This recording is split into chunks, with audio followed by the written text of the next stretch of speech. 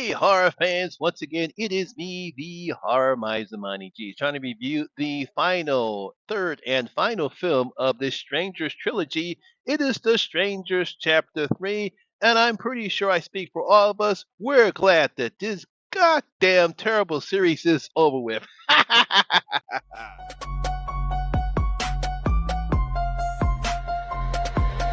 ready for this?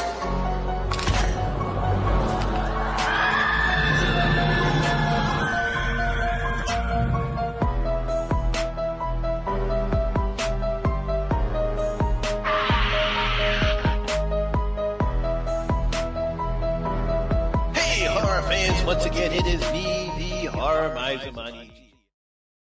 Now, The Strangers Chapter 3 is a 2026 American horror film. It was directed by Rennie Harlan.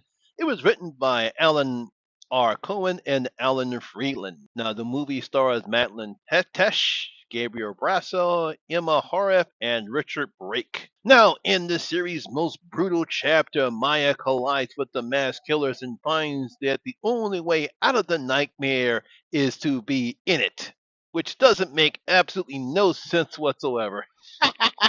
Now, I'm going to tell you this. I'm sure most horror fans have come to the same conclusion I have, at that this version of The Strangers is the worst horror trilogy ever. I mean, we see some bad trilogies before. A lot of people do not like the sequel trilogies from Star Wars, or they don't like the prequel trilogies of Star Wars.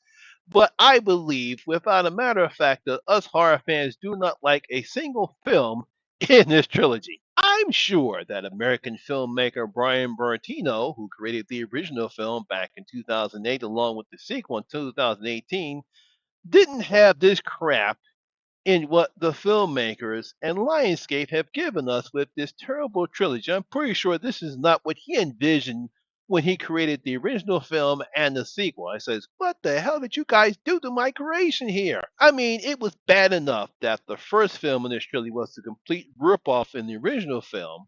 And then the second film was worse, and now we have this third entry, which is just as bad. Now, after a brief prologue, the third film picks up right where the second one ended, as we see as Maya sees Dollface and Scarecrow stand over the dead body of Pinup Girl, who she killed in the ambulance, revealed to be Shelley from the previous film. Now, for the rest of the film, it explores some of the backstory between Gregory, that's the name of Scarecrow who got revealed in the previous film, and his relationship with Shelley, along with some secrets that we see and how they eventually met Dollface. Now, Maya gets captured by the remaining strangers and is forced to participate in their killing spree for some unknown reason that is never explained. It's like, okay, we're going to tie you up and you got to force you to kill these people. But we don't know why. We don't know what for. Is they trying to indoctrinate her or are they just trying to frame her? Nothing is given here. Now, I do like Finnish director Rennie Harlan because he's given us some decent action films in the past, such as Die Hard 2, Cliffhanger, The Long Kiss Goodnight, starring Gina Davis and Samuel L. Jackson, and of course the shark horror film Deep Blue Sea. However, in all three of these films, he seems to be out of his depth here. Now, I will admit there are sometimes we do get some creepy moments, and the atmosphere and the setting is good for a film like this, but at no time there's no tension and suspense in any of these films. I mean, there is no point that we feel that Maya is in any kind of danger, and that's mainly due to the lack of danger that these strangers in any of these films have. And at no point in time that I felt as though that these strangers were going to do anything to Maya. I mean, yeah, they want to kill her because she did escape from them, but it seems like with the Gregory character, he wants to be with her. I don't know why, but there's no explanation as to why, but that's what seems to be the case. I mean, what made the original film and the sequel great for horror fans is the danger that those strangers did in those films and their victims, but we don't get any of that here. I mean, especially in the first film, we really don't know when and where the strangers are going to come.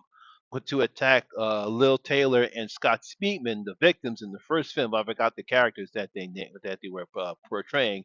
But at any time, we didn't know when they were going to attack or what danger was going to cause, and we felt as though neither of those characters are going to survive.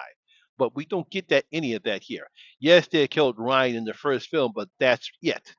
And at any point in the second film and in this film right now, I felt as though Maya was in no danger that she's going to get killed by them. I mean, a good example is during the end, during I say around the end of the second act, during the second act of the film, where Maya's sister Debbie and her husband Howard, yeah, forgot about those people.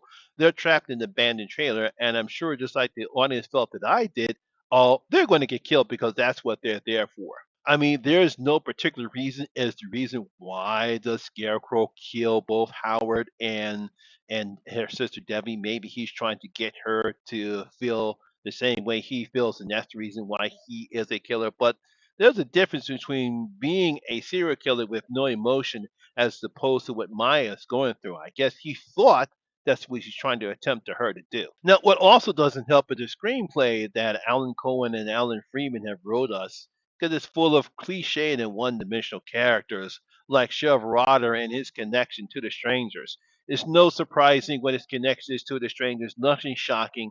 I guess they thought that, hey, let's do some shock value here, but it's nothing we haven't seen before in any other films like this. It's just cliche, it's predictable, and it's one-dimensional characters. You're not going to convince us anything that this is some shocking reveal. And as good as Madeline Tesh has been in all three films, she's the only good thing about these three films. Even she can't bring any life to this dull and boring script that she was given here. I mean, that's the reason why we have no chemistry between her and Gabriel Brasso. I mean, they're the main focus of the film.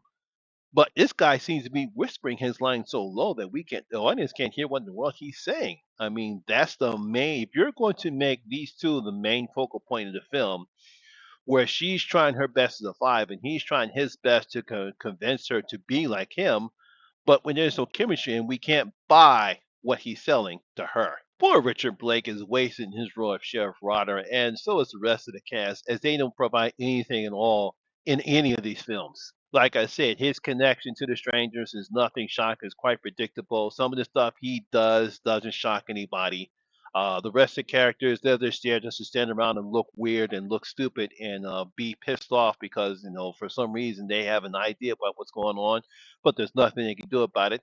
And that's about it. Now, there is plenty of violence and there is some gore in the film, but I get the feeling that the audience doesn't care about any of the characters in any of these films, that the violence and the gore has not the impact that I'm pretty sure the filmmakers wanted it to be. Yes, we see blood.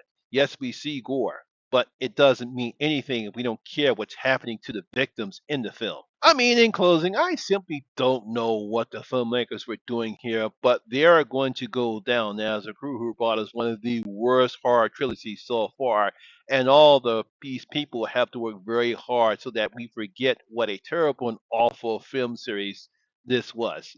Purely, all three films sucked bad.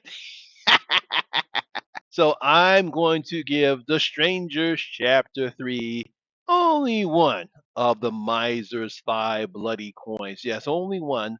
Obviously, this will probably be on my worst horror films of the year, just like it was on last year, was the previous year before. Again, one of the worst horror trilogies of the year so far. And I'm pretty sure we're glad that this is over with, and they don't need to make any more. But if they're going to do, don't hire this crew anymore. They can't do anything right. And so there you have it, my horror fans. That is my review and video of The Strangers Chapter 3. I hope you did enjoy it. If you did, please give me a thumbs up, like, and share. Really helps out with the YouTube algorithm.